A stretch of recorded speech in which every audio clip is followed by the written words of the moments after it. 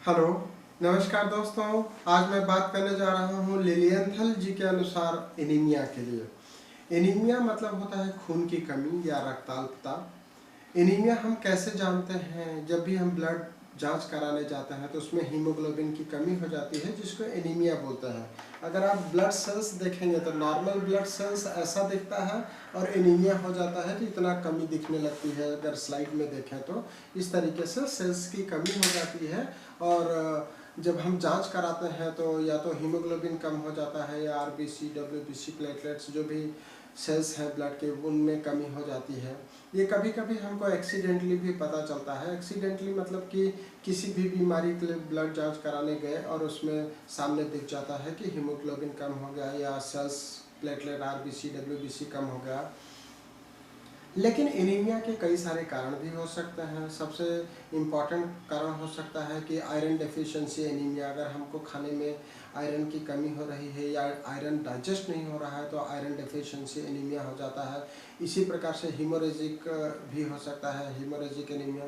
Haemolytic anaemia भी हो सकता है जिसमें ब्लड सेल्स का डिस्ट्रक्शन हो जाता है। और हीमोरेज, अगर ब्लीडिंग बहुत ज़्यादा हो जाता है तो उसके कारण भी एनीमिया हो जाता है। ब्लीडिंग बहुत ज़्यादा होने का कारण एक्सीडेंट हो सकता है, ऑपरेशन हो सकता है या फिर मेंस्ट्रुअल साइकिल हो सकता है। अगर मेंस्ट्रुअल साइकिल बहुत प्रोलॉन्ग चलती है तो उसके कारण भी लोगों को एनीमिया हो जाता है। या फिर ब्लीडिंग पाइल्स हो सकती है, ब्लीडिंग पाइल्स के कारण भी एनीमिया हो जाता है। या फिर कैंसर हो सकता है या फिर कुछ ऐसी दवाइयाँ जिसका हमारे ब्लड पे बहुत प्रभाव पड़ता है या डिस्ट्रक्शन हो जाता है। इसके अलावा जो होती है उसमें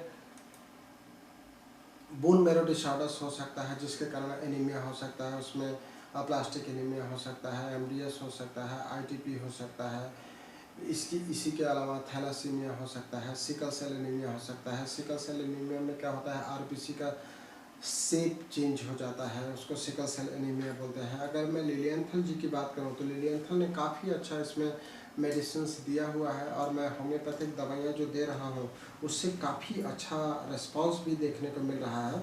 इसमें इन्होंने बात किया है लॉस ऑफ ब्लड या अदर फ्लूइड्स, उसके लिए दिया हुआ है China, nux vomica, sulphur, calcarea carb, ferrum, strychnine, हाइड्रोनिन, phosphoric acid, staphis and other medicine. और वायलेंट एक्यूट डिसीजेज में दिया हुआ है calcarea, China, hepar, natrum mur, nux vomica. और एल्यूमिना दिया है anaemia in the chlorosis in young girls at puberty, menses pale and scanty. इसके अलावा आर्सेनिक एल्बम दिया हुआ है, चाइना दिया हुआ है, फेरमेट दिया हुआ है, कालीकार्ब दिया हुआ है, नेटम कार्ब दिया है, नेटम्यूर दिया है, नक्स वोमिका दिया है, पल्सटिला दिया है और सीपिया दिया है।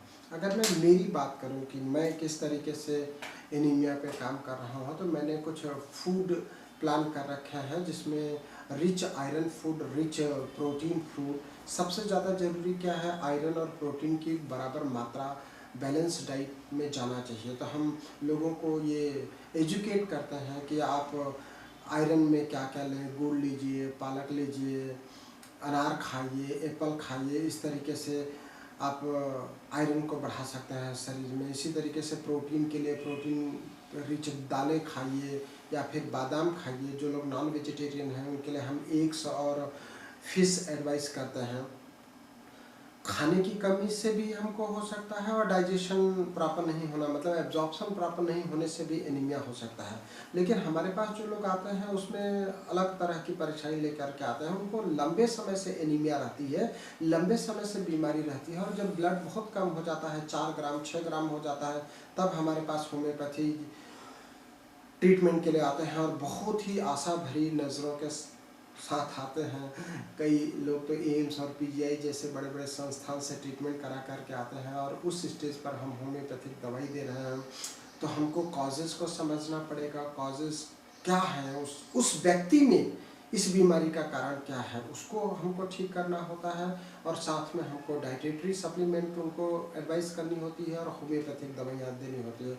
होम्योपैथिक में मैं जो यूज़ कर रहा हूँ उसमें फेरामेट है, फेराफास है, कैलकेरिया फास है, फास्फोरस है, आर्सेनिक है, चाइना है, इपिटोरियम परफोरेटम है। इस तरीके से जो दवाइयाँ लक्षणों के आधार पर और उनके इन्वेस्टिगेशन रिपोर्ट के आधार पर डोजेस का सिलेक्शन करके उनको दिया जाता है और काफ़ी अच्छे परिणाम मिल रहे हैं। कई बार तो ऐसा भी एक 2 पेशेंट आए जिनको एनीमिया के कारण श्वास की परेशानी हो गई, ब्रीथलेसनेस हो गया और उनके घर वाले सोचे कि अस्थमा हो गया है और मेरे पास लेकर के आए। जब मैंने उनका इन्वेस्टिगेशन रिपोर्ट देखा तो उसमें बताया कि इनको तो हीमोग्लोबिन बहुत कम है, खून की कमी होने के कारण ब्रीथलेसनेस हो रहा है और उसको कार्बोवेज या इस तरह की जो मेडिसिन है जिसमें ऑक्सीजन की कमी हो जाती है, उसका जब हमने दिया तो बहुत अच्छे रिजल्ट्स मिले। तो आप भी होम्योपैथिक दवाई एनीमिया के लिए दे सकते हैं।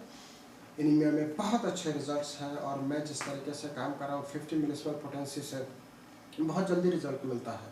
लोगों को लगता है कि होम्योपैथिक दवाइयाँ बहुत स्लो असर करती हैं, ऐसा बिल्कुल नहीं है। एनीमिया के केस में भी बहुत अच्छे रिजल्ट्स हमने पाए हैं, देखे हैं। तो आप भी एनीमिया के लिए होम्योपैथी को अपनाएं।